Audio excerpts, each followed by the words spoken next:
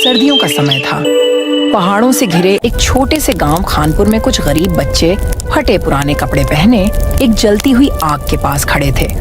उनके चेहरे ठंड से लाल हो गए थे। उसी गांव में रामू अपनी पत्नी गीता, बूढ़ी माँ और छोटे बेटे आर्यन के साथ एक छोटे से मकान में रहता था। रामू को अपने परिवार की पूरी जिम्मेदारी उठानी पड़ रही थी। वह अपने खेत में खेती करके अपने पूरे परिवार का गुजर बसर करता था। माँ, ये आग कब तक जलती रहेगी? लकड़ियाँ तो खत्म हो गई हैं। बेटा, जितनी लकड़ियाँ थीं सब इस्तेमाल हो चुकी हैं। अब मेरे समझ में नहीं आ रहा है कि मैं क्या करूँ। सभी लकड़ियाँ खत्म हो चुकी हैं। माँ, मेरे हाथ सुन्ना हो रहे हैं और मुझे बहुत जोर से ठंड लग रहा है। आजा, मेरे पास बैठ, मेरी साड़ी में छिप जा। तेरे पापा अभी कुछ उपाय करते होंगे और तुम्हारी बूढ़ी दादी की भी ठंड से तबीयत खराब हो रही है। कुछ देर बाद रामू कुछ लकड़ियाँ लेकर घर आता है। गीता, यह लो कुछ लकड़ियाँ, इसे जल्द से जला दो और माँ को भी बुला दो और सभी लोग इसे जलाकर हाथ पैर सेक लो। बाहर बहुत ठंड है, सभी की हालत खराब है। धन्यवाद पिताजी, ये ठंड तो जैसे जान लेकर ही मानेगी। ऐसी बात नहीं है, मैं हूँ ना। इस ठंड से बचने के लिए कुछ न कुछ अच्छा करूँगा। तब तक तुम आग ताप लो। पिताजी, यह ठंड तो अमीरों के लिए खुशियों का मौसम होता है, लेकिन ये ठंड गरीबों के लिए तो काल बन गई है। हाँ बेटा, तुम सही कह रहे हो, लेकिन हम कर भी क्या सकते हैं। गांव के कुछ बुजुर्ग और नौजवान चौपाल पर इकट्ठा हुए थे। ठंडी हवाएं उनके चेहरे पर चोट कर रही थी। वे आग ताप रहे थे।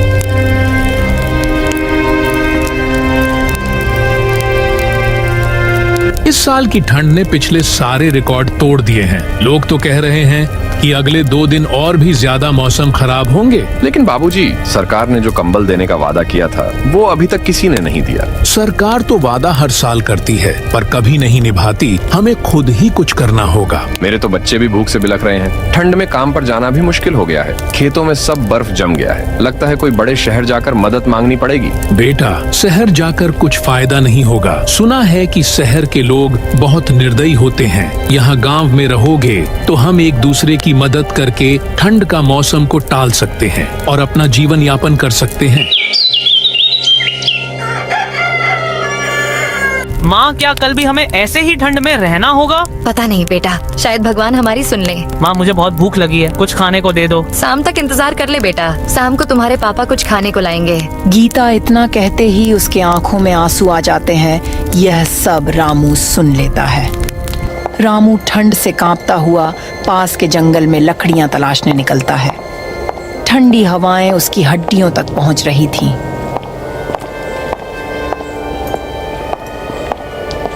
मैं अपने परिवार को और दुखी नहीं देख सकता। पहले कुछ लकड़ियाँ लाऊंगा और उसके बाद कुछ खाने का इंतजाम करूंगा। कुछ ना तो कुछ लकड़ियाँ मिल ही जाएंगी। वह जंगल जाकर सूखी टहनियां इकट्ठा करता है।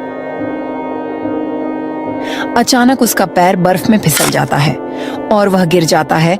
उसकी आवाज सुनकर पास के लकड़हारा भोला उसकी मदद के लिए आता है। अरे रामू, इतनी ठंड में यहाँ क्या कर रहा है? क्या करूँ भाई, बहुत ठंड है, इसीलिए माँ के लिए लकड़ियाँ ले रहा था। हमारे पास कुछ नहीं बचा और कुछ खाने के लिए भी इंतजाम करना होगा।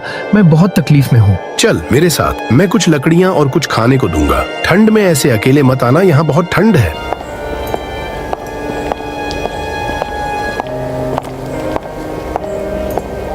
भोला रामू को कुछ लकड़ियां और खाने को देता है।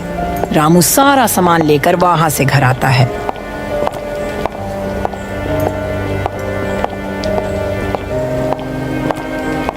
पिताजी, कुछ खाने को लाए हैं क्या? बहुत जोर की भूख लगी है। हाँ बेटा, मैं भला तुम्हें भूखा रहने दूंगा क्या? ये लो और आपस में मिल बांट कर खा लो।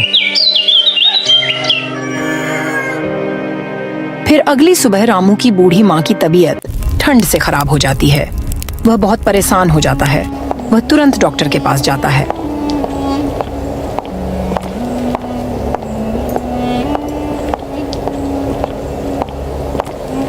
डॉक्टर साहब, आप जल्दी से चलिए मेरे घर। मेरी माँ की तबीयत बहुत खराब है। डॉक्टर रामू के घर तुरंत आता है।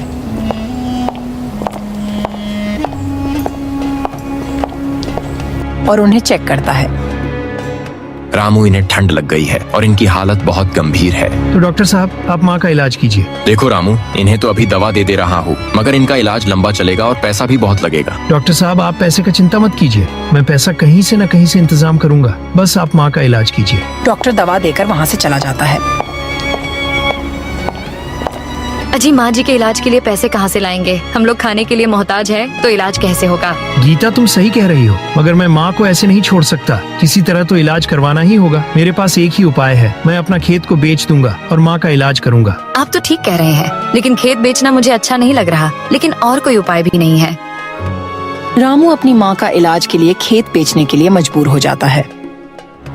बेटा, तुम क्यों सारा खेत बेचकर मेरे दवा में लगा रहे हो? मैं तो अब बूढ़ी हो चुकी हूँ। अगर तुम सारा खेत एक एक करके बेच दोगे तो तुम अनाज कैसे उगाओगे और खाओगे क्या? माँ, मैं आपको इस हाल में नहीं छोड़ सकता। खेत के अलावा मेरे पास और कोई उपाय भी नहीं है। माँ, मैं आपकी दवा हर हाल में करूँगा, क्योंकि आपने मुझे बचपन से ही मेहनत मजदूरी करके हमारा देखभाल किया है। खेत तो आज नहीं तो कल मैं मेहनत करके ले लूंगा, लेकिन आपको अगर खो दिया तो मैं अपने आप को कभी माफ नहीं कर पाऊंगा। अम्मा जी, आप ही तो हमारे जीने का सहारा है। अगर आपको कुछ हो गया तो हम लोगों का देखभाल कौन करेगा?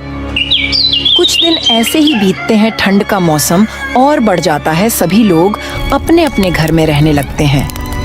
इसी बीच ठंड के कारण रामू की माँ का देहांत हो जाता है।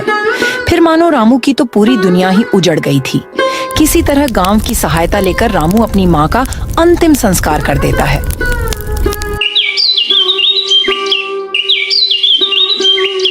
अब रामू की स्थिति पहले से भी और दयनीय हो गई थी। वह दोनों पति पत्नी अपना जीविका चलाने के लिए पास के ही गांव में एक सेठ जी के यहाँ काम करने लगते हैं। उससे जो कुछ भी मिलता वह दोनों पति पत्नी अपने बेटा आर्यन के साथ उसी में गुजर बसर करने लगते हैं। ठंड कुछ ज्यादा ही हो रही थी और तो और इस बार तापमान कुछ ज्यादा ही गिर गया था, जिसके कारण ठंड बहुत जोरों से अपनी कहर ढा रही थी। खानपुर के लोग बहुत कम ही अपने घरों से बाहर निकलते थे। लोग ठंडी के कारण बहुत परेशान हो गए थे।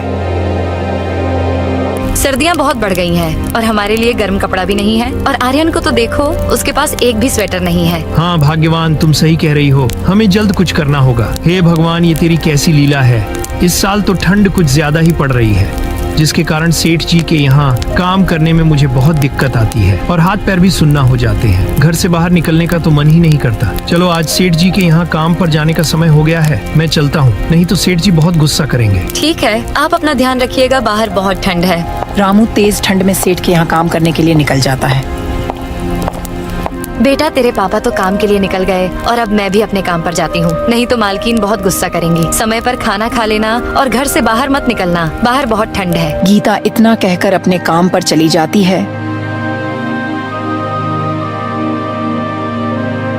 उसकी मालकिन स्वभाव की थोड़ी चिड़चिड़ी और कठोर थी। वह सामने ही आग के पास खड़ी थी और बाकी के नौकरों की डांट लगा रही थी। तभी गीता को देखकर मालकिन बोली, गीता, तुम काम पर इतने देर से क्यों आ रही हो? मेरे बाकी के नौकर अपना काम शुरू भी कर चुके हैं।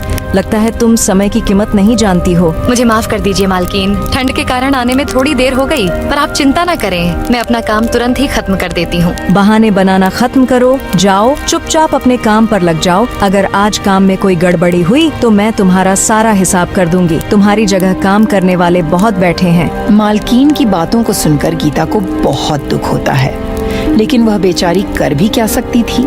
यह उसकी मजबूरी थी। वह चुपचाप काम करने जा ही रही थी कि तभी मालकिन की बेटी वहाँ आती है। आप क्यों डांट रही हैं इस बेचारी को? दिखता नहीं बाहर कितनी ठंड है, फिर भी यह काम करने आई है। यह भी तो इंसान है, इस पर आपको जरा भी दया नहीं आ रही है क्या? बेटी, इन लोगों को ज्यादा सर पर चढ़ाना ठीक नहीं होता, नहीं तो यह लोग कोई भी काम ठीक ढंग से नहीं करेंगे। गीता ने कुछ भी नहीं कहा और अपने बेटे के बारे में सोचने लगी और अपने काम में लग गई।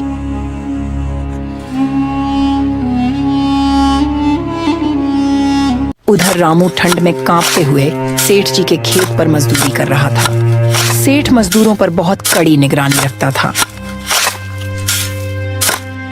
अरे ओ रामू, काम ठीक से कर, ठंड के बहाने आराम मत कर। तुम लोग काम कम करते हो और पैसा पूरा लेते हो। अगर आज मेरा काम पूरा नहीं हुआ तो मैं तुम लोगों को 1 रुपया भी नहीं देने वाला। नहीं सेठ जी, मैं तो पूरी मेहनत कर रहा हूँ। ठंड बहुत ज्यादा है, इसीलिए हाथ पैर सुन्न हो रहे हैं। लेकिन आप चिंता मत कीजिए, मैं आपका पूरा काम करके ही जाऊंगा।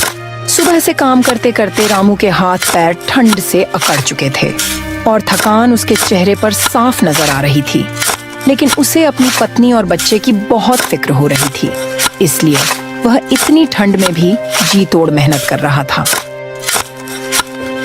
हे भगवान, ये तो किस जन्म का बदला ले रहा है। इतनी ठंड में भी काम करना पड़ रहा है, और अगर मैंने इस काम को छोड़ दूं तो सेठ जी मुझे काम से निकाल देंगे और फिर मैं घर कैसे चलाऊंगा। शाम हो चली थी।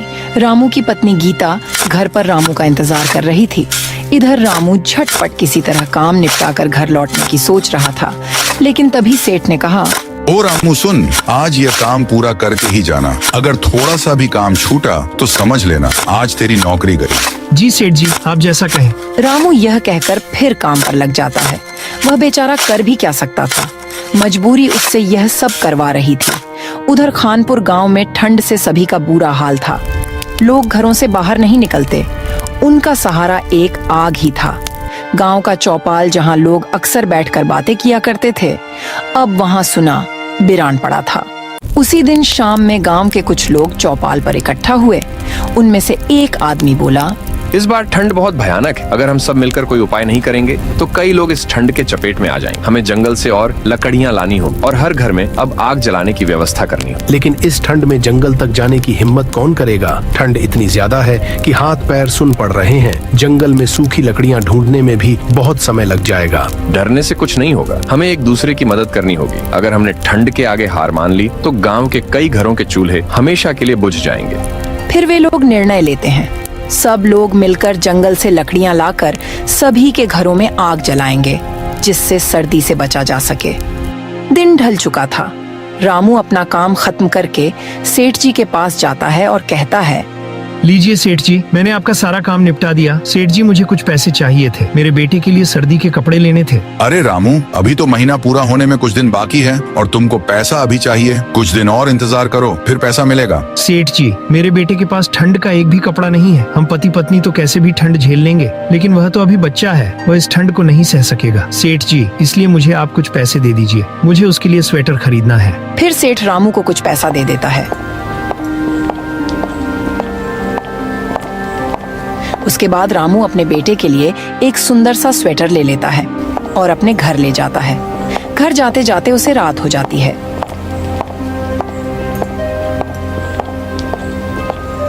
आज आपको आने में बहुत देर हो गई, बाहर बहुत ठंड है। आओ आग सेक लो। हाँ, वो आज सेठ जी ने कुछ ज्यादा काम दे दिया था और जो पैसे मिले मैंने उसी से आर्यन के लिए एक सुंदर सा स्वेटर खरीद लिया। आर्यन कहाँ है? मुझे दिखाई नहीं दे रहा है। हर दिन तो आके मेरे सीने से लग जाता था। तब गीता ने आर्यन के तबीयत के बारे में रामू को बताई। आज जब मैं काम से वापस आई तो इसे बहुत बुखार था। तब मैं डॉक्टर के पास गई। जाने पर पता चला कि वे कहीं दूर गए हैं, शाम तक आएंगे। अब जाओ ना, उन्हें बुला लाओ। आर्यन की तबीयत और बिगड़ती जा रही है। गीता, तुम चिंता मत करो, मैं अभी डॉक्टर के पास जाता हूँ और उन्हें लेकर आता हूँ। तब तक तुम आर्यन को आग के पास रखो और उसका ध्यान रखो। रामू यह कहकर डॉक्टर के घर की ओर निकल गया और सोचने लगा, आज काम से आने में देरी हो गई, जिसके कारण जंगल से लकड़ी भी न ला सका।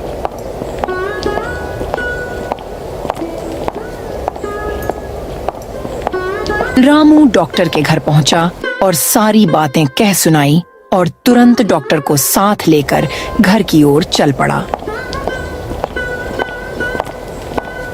रामू चारों ओर से चिंताओं से घिरा उस भयानक ठंड वाली रात में बिना रुके चला जा रहा था।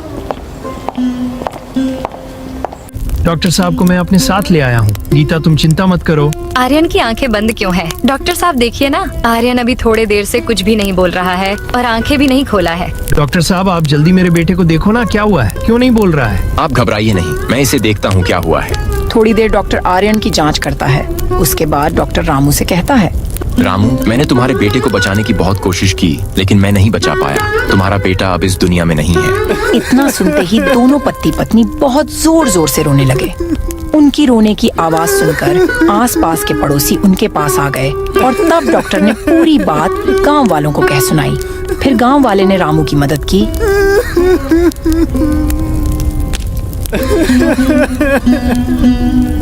और रामू और गीता अपने कलेजे पर पत्थर रखकर अपना जीवन गुजर बसर करने लगते। दोस्तों, आपके घरों के आसपास कोई गरीब या जरूरतमंद दिखाई दे तो आप उसकी मदद जरूर करें। आपको ये कहानी कैसी लगी हमें कमेंट में जरूर बताएं।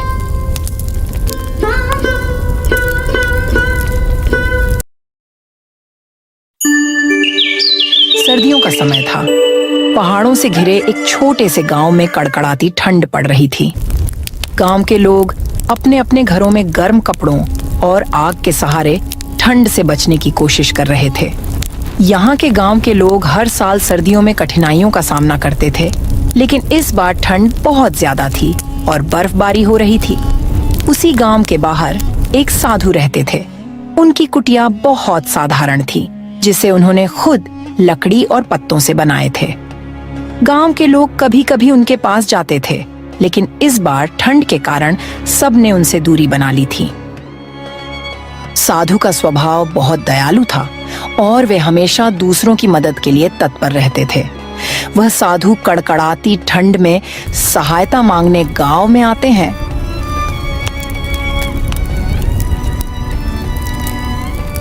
सुनो पुत्र, यह ठंड बहुत कठोर है। मेरी कुटिया में आग जलाने का कोई साधन नहीं है। अगर आप सभी थोड़ी मदद करें, मुझे थोड़ा खाना या कोई पुराना गर्म कपड़ा दे दो तो मैं यह ठंड सहन कर सकता हूँ। बाबा, आपके लिए गांव में अब कोई साधन नहीं है। हमें खुद के लिए मुश्किल हो रही है। आप तो भगवान के भक्त हैं, उन्हीं से मदद मांग लीजिए। हाँ बाबा, हम तो खुद इस ठंड से परेशान हैं। आप साधु हैं, तपस्या कीजिए। तपस्या करने से गर्मी आएगी। आपको क्या जरूरत गर्म कपड़े की? बेटा, भगवान ने इंसान को इंसान की मदद के लिए बनाया है।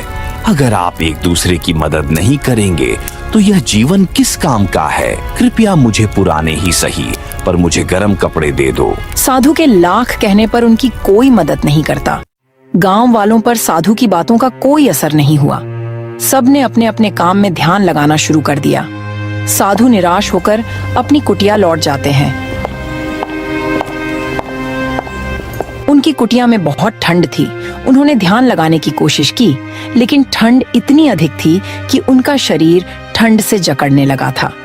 उनके पास केवल एक पतला चादर था, जो ठंड से बचाने में असमर्थ था। किसी तरह वह दिन गुजारते हैं, लेकिन रात को ठंड और बढ़ गई। हवा के साथ बर्फीली बूंदें गिरने लगीं। साधु ने अपने आखिरी समय में प्रार्थना किया, हे भगवान, इन गांव वालों को सद्बुद्धि देना। मैं तो आपके पास आ रहा हूँ। साधु महाराज इतना कहकर ठंड के कारण मर जाते हैं।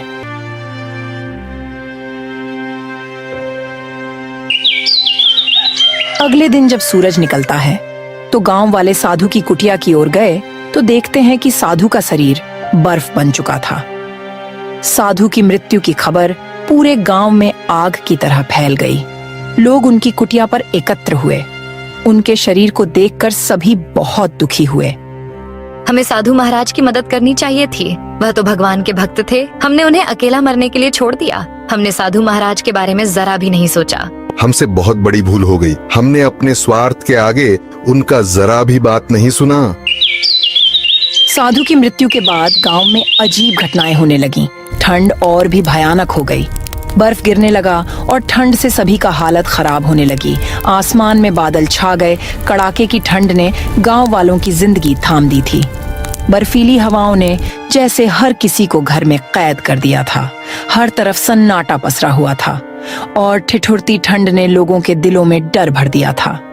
खेत बंजर होने लगे थे। इस सर्द मौसम ने मानो हर किसी की जिंदगी थाम दी थी और लगातार बारिश होने लगी। गांव के खेत बर्बाद हो गए। इस ठंड ने तो सच में हद पार कर दी है। सुबह से ही हाथ पैर सुनन हो जाते हैं। घर में चूल्हा जलाना तो दूर, आग जलाने की हिम्मत भी नहीं होती। लगता है इस बार ठंड का कहर जान लेकर ही मानेगा। दूसरी तरफ एक बूढ़ा आदमी अपनी बेटी जूली के साथ रहता था। ठंड में उसके लिए घर चलाना मुश्किल हो रहा था, लेकिन जब तक वो ठंड बर्दाश्त कर पा रहा था, तब तक वो मेहनत कर रहा था।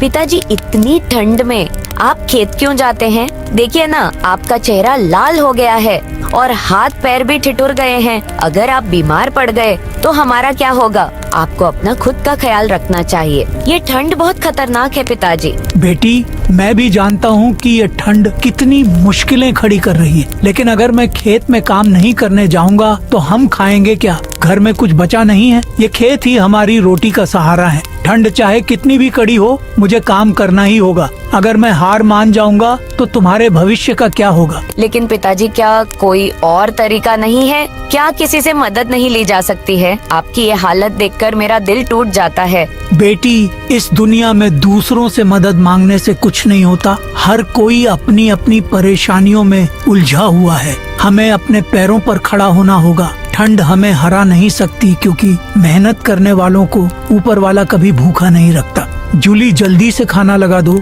मुझे सुबह जल्दी खेत जाना है ताकि दिन ढलने से पहले खेत से वापस आ सकूं। पिताजी, खाने के लिए घर में एक दाना भी नहीं बचा है और पैसे भी खत्म हो चुके हैं। क्या घर में खाने को कुछ भी नहीं बचा? ये कैसे हो गया जूली? कल ही तो सोचा था कि बाजार जाकर कुछ आटा दाल लेकर आऊंगा, लेकिन ठंड के मारे बाजार भी नहीं जा सका। पिताजी, आप भी हर बार हमारे लिए सब कुछ करते हैं। अब तो हाल ऐसा हो गया है कि आग जलाने के लिए भी लकड़ियाँ नहीं बची। ऊपर से ये ठंड हमारी जान ले रही है। बस कुछ लकड़ियाँ भी आज खत्म हो जाएंगी। निराश मत हो बेटी, ये मुश्किल वक्त भी बीत जाएगा। ऊपर वाला हमारे साथ है। जब तक मैं जिंदा हूँ तुम्हें भूखा नहीं रहने दूंगा। कल मैं जंगल जाऊंगा, चाहे कितनी भी ठंड क्यों ना हो। मेहनत करने वालों के लिए हर रास्ता खुला रहता है। जोखन अब मजबूर हो चुका था। वह फैसला लेता है कि वह जंगल से लकड़ियां काटकर बाजार में बेचेगा, अपने घर के लिए अनाज लाएगा। पर कड़ाके की ठंड ने पूरे गांव को अपनी चपेट में ले लिया था। चारों तरफ बर्फ की सफेद चादर और सन्नाटे का माहौल था। इस भयंकर ठंड में जोखन जैसे तैसे पेट की आग बुझाने के लिए हर हाल में काम करता था, चाहे ठंड जान ही क्यों न ले ले। हे ऊपर वाले, ठंड तो जानलेवा हो रही है, पर अगर लकड़ियां नहीं काटूंगा तो घर में चूल्हा कैसे जलेगा? खेत के सहारे रहूंगा तो हम बाप बेटी भूख से मर जाएंगे, क्योंकि खेत में अनाज अभी तैयार नहीं हुआ है। ये ठंड मेरी मेहनत का इम्तिहान ले रही है। जोखन लकड़ी काटने की बहुत कोशिश करता, लेकिन ठंड और बर्फ के ओले इतना गिर रहा था कि मानो आदमी की जान ही चली जाए। जोखन ठंड से हार मानकर वापस घर लौट आया। ठंड ने उसकी हिम्मत को झक छोड़ दिया था।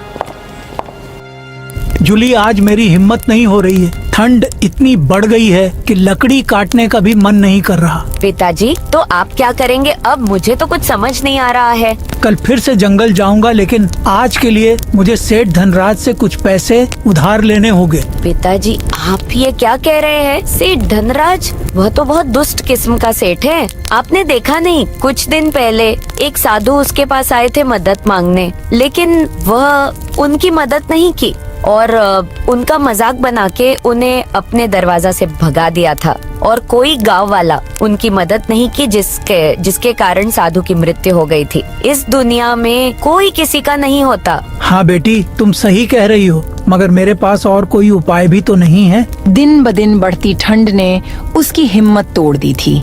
जंगल की ओर जाने का उसका इरादा तो था, लेकिन जैसे ही वह वहाँ पहुँचा, ठंड ने उसे ऐसा झकझोरा कि लकड़ी काटना तो दूर, वहाँ खड़ा रहना भी मुश्किल हो गया था। अपनी बेटी का पेट भरने के लिए जोखन सेठ धनराज के पास जाता है।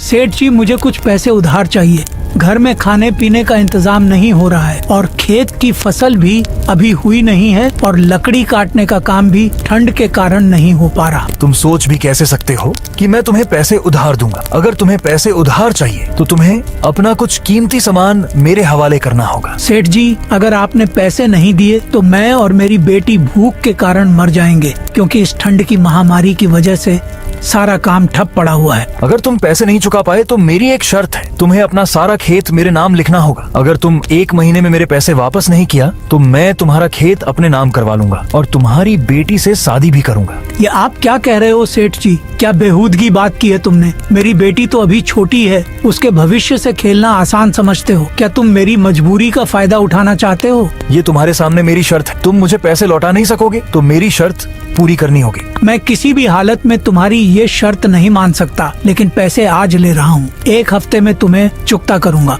याद रखना, ऊपर वाला है, सब देखता है। जोखन पैसे लेकर गुस्से में वहां से चला जाता है। जोखन पैसे लेकर घर की ओर लौट रहा होता है कि तभी रास्ते में उसका पड़ोसी किसुन उसे मिलता है।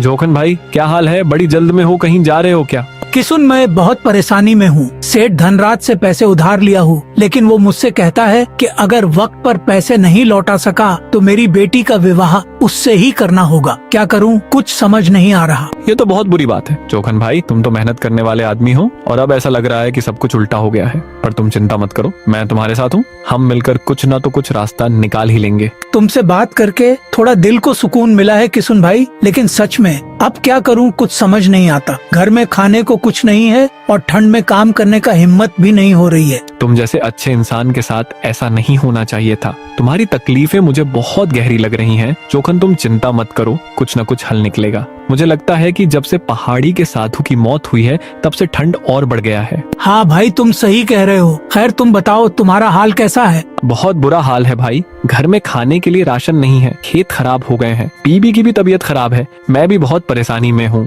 चलो ठीक है, मैं चलता हूँ। ऊपर वाला तुम्हारी भी परेशानी दूर करे।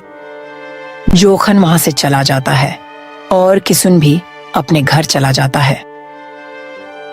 किसुन बहुत मतलबी इंसान था। वह दूसरे का दुख देखकर बहुत खुश हुआ करता था और सबके सामने बहुत दरिया दिल का दिखावा करता था। उसके पास खाने के लिए राशन भी था, उसके पास आग जलाने के लिए लकड़ियां भी थीं और उसकी पत्नी बिल्कुल सेहतमंद थी।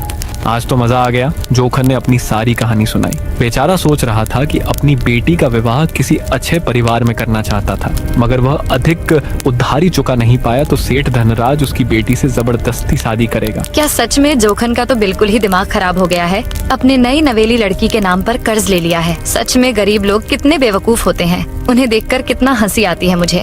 और तू जानती है उसकी परेशानी सुनकर मुझे तो मजा आ गया। वह कह रहा था कि घर में कुछ नहीं है, लकड़ी भी नहीं काट सकता, अब कहाँ से लाएगा वह पैसे। बेचारा तो अब पूरी तरह से फंसा हुआ है। सच में वो जोखन तो बुरी तरह से फंस गया है। उसकी हालत देखकर हमें तो हंसी आती है। और उसकी बेटी का क्या होगा? अब सेठ धनराज के साथ उसकी शादी करवाकर उसकी पूरी जिंदगी बर्बाद कर देगा। उसकी बेटी की शादी तो अब तय है, बस इंतजार कर रहा हूँ कि कब यह पूरी कहानी खत्म हो और हम दोनों के लिए मजा आए। किसुन और उसकी पत्नी जोखन की मुश्किलों पर हंस रहे थे और उसकी बेबसी को लेकर उनकी सोच बहुत ही गंदी थी। वे सोच रहे थे कि उसकी बेटी और उसके भविष्य को कैसे और भी मुश्किलों में डाल सकते हैं। जोखन ने जैसे तैसे एक वक्त का खाना खाकर अपनी बेटी के साथ रात काट ली, लेकिन सुबह फिर वही चुनौती, वही संघर्ष का इंतजार कर रहा था। 2-4 दिन गुजरते हैं कि ठंड और भी बढ़ जाता है, बर्फ गिरने लगता है। गांव के लोग ठंड से मरने लगते हैं और चारों तरफ सन्नाटा पसर जाता है। जोखन भारी कदमों से जंगल में लकड़ी काटने जाता है।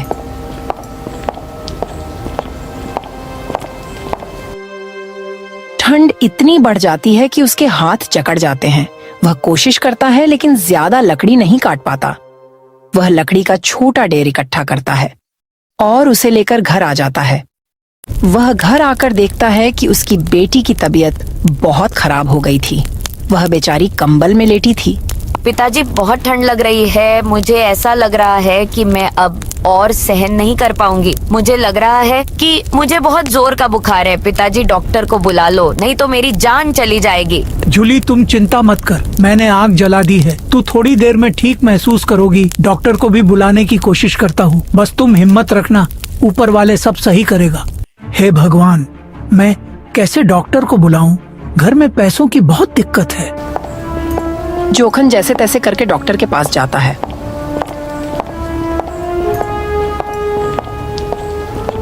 डॉक्टर साहब, मेरी बेटी बहुत बीमार है, उसे आपकी जरूरत है। कृपा करके चलिए, उसका इलाज कर दीजिए। देखो जोखन, मैं तुम्हारी हालत जानता हूँ, लेकिन इलाज मुफ्त में नहीं होता। पहले पैसे लेकर आ, फिर मैं तेरे साथ चलूंगा। डॉक्टर साहब, मेरे पास अभी कुछ नहीं है, पर मैं पैसे दे दूंगा। जैसे भी हो, बस मेरी बेटी की जान बचा लीजिए। तुम गरीबों की यही समस्या है, बिना पैसे के इलाज चाहते हो। सुन, जब पैसे हो तब आना, अभी मेरा समय खराब मत कर।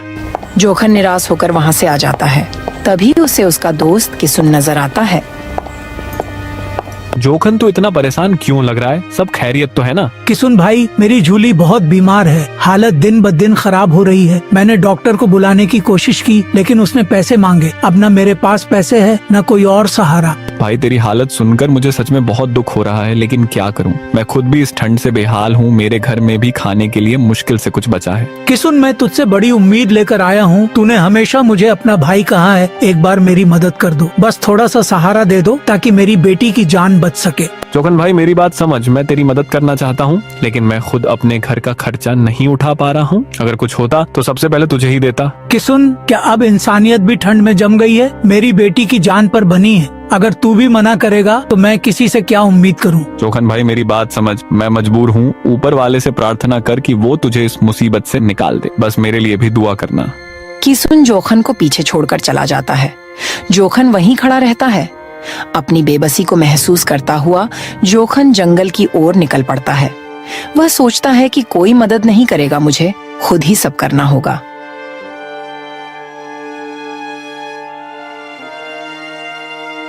जोखन जंगल में जाता है, तभी उसे एक बाबा मिलते हैं। उनके ऊपर पत्थर गिरा हुआ होता है। जोखन जल्दी से उस पत्थर को हटाता है। बेटा, तूने आज मेरे लिए फरिश्ते का काम किया है। अगर तू यहाँ ना होता तो मैं शायद इसी जगह पर दम तोड़ देता। भगवान तुझे हमेशा खुश रखे। बाबा, ये मेरा फर्ज था। इंसान को मुश्किल में देखकर कोई भी मदद करेगा, लेकिन आप यहाँ इस हाल में कैसे फंसे? क्या आपका किसी ने मदद नहीं किया? बेटा, मैं जंगल से कुछ जड़ी बूटियां लेने आया था। ठंड का मौसम है, लोग बीमार हो रहे हैं, मगर यहाँ ये भारी पत्थर अचानक गिर गया और मैं इसके नीचे दब गया। मुझे लगा अब मेरी जिंदगी यही खत्म हो जाएगी, पर तूने आकर मेरी जान बचा लिया। लेकिन बाबा, आप कहाँ रहते हैं? इस बिरान पहाड़ी इलाका में? यहाँ तो बहुत ठंड है। बेटा, कुछ दिन पहले मैं तुम्हारे गांव में आया था। मदद मांगने पर मेरी कोई भी मदद नहीं किया और मैं ठंड के कारण मर गया। तब से मेरी आत्मा इस गांव में भटक रही है, इसीलिए गांव में इतना ठंड और बर्फबारी बढ़ गई है। मैं नहीं चाहता कि मेरी वजह से किसी को परेशानी हो, मगर मेरा शरीर को मुक्ति नहीं मिली है, इसीलिए गांव में सब लोग परेशान हैं। जब तक मेरे शरीर का अंतिम संस्कार नहीं होगा,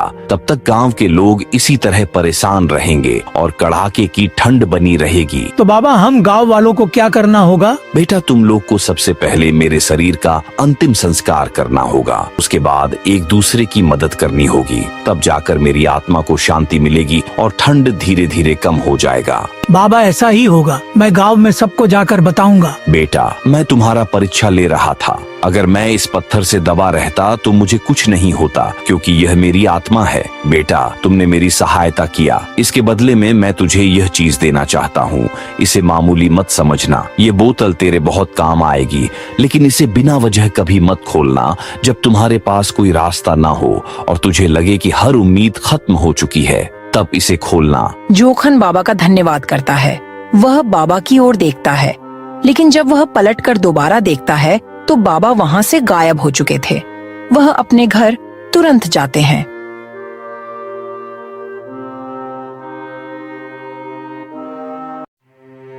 उसकी बेटी जूली बिस्तर पर पड़ी हुई थी। बहुत कमजोर लग रही तीर जोखन उसकी ओर देखता है। उसकी आंखों में निराशा और दुख साफ नजर आ रहा था। बेटी, मैंने बहुत कोशिश की पर कुछ भी बंदोबस्त नहीं हो पाया। जंगल में लकड़ी काटने गया था, पर ठंड ने मुझे और भी कमजोर कर दिया। पिताजी, मुझे कुछ नहीं होगा, आप परेशान मत हो। बेटी, मैं अपनी पूरी ताकत लगा रहा हूँ, बस अब कुछ और रास्ता सोचना होगा। इतने में ही वहाँ पर सेठ धनराज आ जाता है। जोखन, तुम मेरे पास आए थे और कर्ज लिए थे, मगर आजकल अब मुझसे ही मदद क्यों नहीं ले रहे हो? अभी वक्त है, अपनी बेटी की शादी मुझसे करा दो तो तेरा सारा कर्ज माफ कर दूंगा। सेठ, तुम्हारी बातें सुनकर मुझे और तकलीफ होती है। क्या तुम नहीं समझते, मेरी बेटी किसी के हाथों का खिलौना नहीं बनेगी। तुम्हारी बेटी के लिए इस कर्ज को चुका पाना अब तुमसे नहीं होगा। अगर तुम नहीं चाहते कि सब कुछ खत्म हो जाए तो मेरी शर्त मान लो। तुम समझते क्यों नहीं हो? सेठ, मेरी बेटी की शादी तुम्हारे जैसे दुष्ट नेचरहीन आदमी से कभी नहीं होगी। अगर तुम मेरी शर्त नहीं मानोगे तो तुम्हें याद रखना होगा कि तुमने मुझसे कर्ज लिया था। अगर तुम सारे कर्ज से मुक्त होना चाहते हो तो तुम्हें अपनी बेटी से शादी करवानी होगी। मैं अपनी बेटी का भविष्य तुम्हारे हवाले नहीं करूंगा सेठ। तो ठीक है जोखन, मैं देखूंगा कि तुम अपनी बेटी के लिए क्या कर पाओगे। सेठ धनराज गुस्से में बाहर चला जाता है और जोखन चुपचाप खड़ा रहता है। उसकी आंखों में संकट और संघर्ष की भावना गहरी होती है। पिताजी, आप बहुत परेशान हो रहे हैं और मुझे ये देखकर बहुत दुख हो रहा है। आप एक काम कीजिए, मेरी शादी सेठ धनराज से करवा दीजिए। मुझे पता है मेरी जिंदगी बर्बाद हो जाएगी, लेकिन कम से कम आप पर जो बोझ है वो तो हट जाएगा। मेरी किस्मत का क्या है, मैं सब सह लूंगी। जोखन इतना सुनते ही अपने आप पर बहुत कोसता है और पैर से सीसी को मारता है। तभी सीसी से रोशनी निकलती है और उससे कुछ पैसे निकलते हैं। यह देखकर उसे साधु की बात याद आ जाती है। अरे पिताजी, यह क्या चमत्कार हो रहा है? बेटी, मैं अपने दुख से इतना परेशान हो गया था कि मैं किसी को बता ही ना पाया। ये सीसी मुझे जंगल में एक साधु बाबा की आत्मा ने दिया था, जो कुछ दिन पहले सबसे मदद मांग मांग कर मर गए थे। ये उन्हीं ने मुझे दिया था और मुझे कहा था कि इसे अपने बुरे दिन में हिलाना, सब सही हो जाएगा। जोखन उस पैसे को लेकर सेठ धनराज के पास जाता है और उसे दे देता है। सेठ जोखन से बहुत पैसे के बारे में पूछता है, मगर जोखन उसे नहीं बताता है। अब वह सभी गरीबों की सहायता करता है और गांव वालों को साधु बाबा की सारी बात बताता है। देखो गांव के लोग, अब की बार इतनी ठंड पड़ने का कारण है साधु का अभिशाप है। उन्होंने हम गांव वालों से मदद मांगी और हमने उन्हें मरने के लिए छोड़ दिया था। अब यह गांव शांत नहीं रहेगा। गांव वाले अब एकत्र होकर समाधान खोजने लगे। उन्होंने सलाह मशविरा किया कि क्या किया जा सकता है। हमें उनकी समाधि पर जाकर प्रार्थना करनी होगी और उनके शरीर का अंतिम संस्कार करना होगा, तब उनकी आत्मा हमें माफ कर देगी। सभी गांव वाले मिलकर साधु की समाधि पर गए और उनका अंतिम संस्कार किया। हे साधु बाबा, हमें क्षमा करें, हमने स्वार्थ में आपकी मदद नहीं की। कृपया हमें इस अभिशाप से मुक्त करें। साधु की समाधि से एक दिव्य प्रकाश प्रकट हुआ और मौसम साफ हो गया। यह देखकर सभी बहुत खुश हुए। तभी साधु की आत्मा प्रकट होता है। तुम्हारे स्वार्थ ने तुम्हें यह सिखाया है कि दूसरों की मदद करना कितना आवश्यक है। अगर तुमने मेरी मदद की होती, तुम्हें अभी जिंदा होता और तुम्हारा यह हाल नहीं होता। लेकिन अब भी समय है, हर जरूरतमंद की सहायता करने का वचन दो। हम वचन देते हैं बाबा, अब से हम हर जरूरतमंद की सहायता करेंगे। साधु महाराज की आत्मा सभी को आशीर्वाद देते हैं। साधु की आत्मा के आशीर्वाद के बाद ठंड धीरे धीरे कम होने लगी। लोगों के चेहरे पर मुस्कान लौट आई। गांव वालों ने उस दिन से यह निश्चय कर लिया कि वे हर जरूरतमंद की सहायता करेंगे।